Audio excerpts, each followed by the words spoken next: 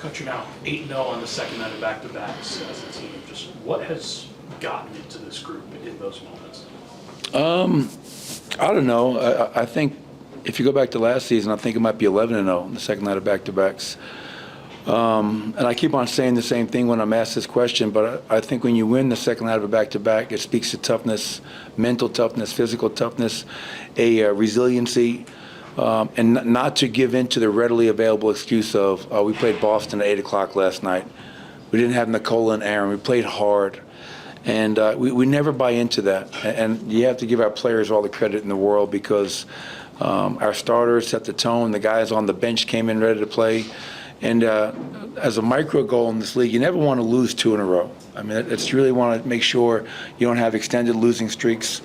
And that was a big game. You asked the question pregame, how important is this? Because we tied up the head-to-head. It's a Western Conference win. It's a win at our home. And our guys were outstanding. The defense was terrific. And obviously Russ had a great game. Jamal. You look at the whole starting lineup. And then off the bench, Julian and Peyton, Dario. Those guys were all keys to getting this win. So happy, and we'll get some rest tomorrow and get ready for Brooklyn. Michael, I know you said Russ's family and his people were kind of out of harm's way pregame, but just how impressive is it to get that kind of performance from him, given just everything that's going on himself? Yeah, I mean, it speaks to him just being a pro's pro, a vet, experienced, and, I don't know if you guys notice, because Russ always plays hard as hell. I think he plays a little bit harder against the Clippers. And the game matters just a little bit more. He hates to lose. And, sometimes he's a guy that literally, like you always hear it, but he imposes his will in the game. You know what I mean? It really does. It's incredible to watch. The things that he does, the aggression, the attack mindset. 19, 8, and 6 tonight. And what he's doing as a 17-year vet is just incredible. CB had good moments. Michael Porter was super efficient tonight. DeAndre Jordan stepping in, battling Zubats, getting us 12 and 9. He had a hell of a pass, and he's doing this to the bench like he's a playmaker. But good team win. And, you feel good when you're able to have wins like this because it seems like we've had so many games that have gone down to the wire. And so to get a game like this was rewarding. Michael, tonight and last night, Julian, just 2 great games from him. What are you seeing from him these past 2 games that he's been able to perform like that? I would just say confidence and aggression. I grabbed him during the game last night. I'm running plays for him, and he came off of a screen, he caught the ball, and he didn't even look at the rim. His head was down. I said, every time I draw a play up for you or you come off of a pin down, your eyes have to be on the rim. I want you shooting the ball. I'm on him more about not shooting it than I am shooting the ball. So we need him to be aggressive. But as you mentioned, 16 points, 5 of 10 from the field, 4 of 8 from 3. And what you love about Julian is he's not just a one-trick pony. He can shoot the 3. He's got deep range, but he has the ability to get downhill. He has the ability to finish as well as make plays for his teammates.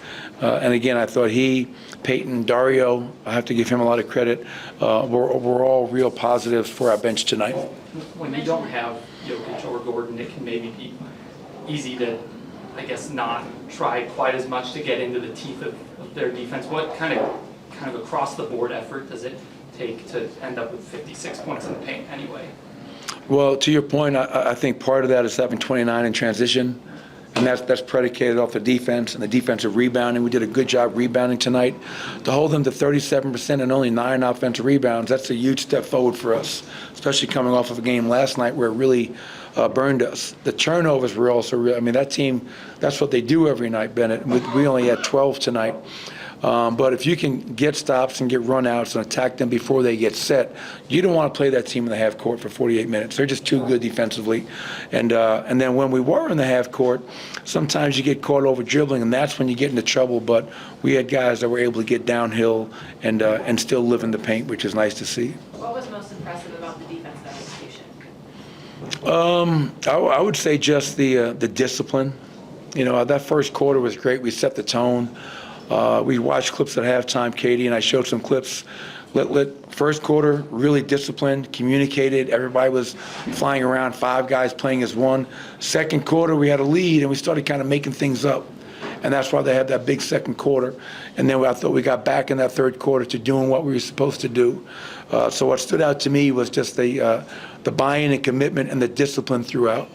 Michael, that play where the Clippers were shooting a free throw, Russ comes from the three-point line, gets the offensive rebound, they call a lane violation, and then he just again gets the offensive rebound. What do you just think of that sequence from him? Well, as I mentioned earlier, this game means a little bit more to him because of who we're playing.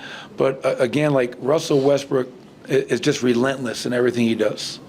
And so whether it's a free throw, I got one on you, oh, it's the very next one, and he gets another one with Zubats out there. It just speaks to his relentless attack mindset. And that guy will never, ever, ever take a backward step in his life. And I love that about him. Last one, Scott. The outstanding sideline reporter tonight brought up this point. Who might that be? My next night. Is Dempsey here? Yeah, no. But you don't want to play without Nikola Jokic. I mean, that's just the kind of player is, how good he is. But it just seems like you've seen some growth from guys that come off the bench or whatever they're doing. It just seemed there was a growing period over the last two nights between guys that mostly come off and play bench. Do you see that? Do you feel that? Yeah, I mean, obviously, Nikola missed that 3-game road trip earlier in the season. We went 1-2, New Orleans, Memphis. And then obviously, he's sick. I hope he's feeling better. But one thing about us, and I think you know this from being around us for the last 10 years, whether it's Nikola, whether it's Jamal, whether it's whoever, like, we don't spend a whole lot of time worrying about who's out because we got to worry about the guys that are able to play and coming up with a game plan offensively and defensively that's going to give us a chance to go out there and win. We prepare to win every night. We expect to win every night. And when you don't, like I said last night, there's no moral victories. I loved how hard we played, but it's still a loss. End of the season, that's all anybody's going to see. We lost to Boston at home.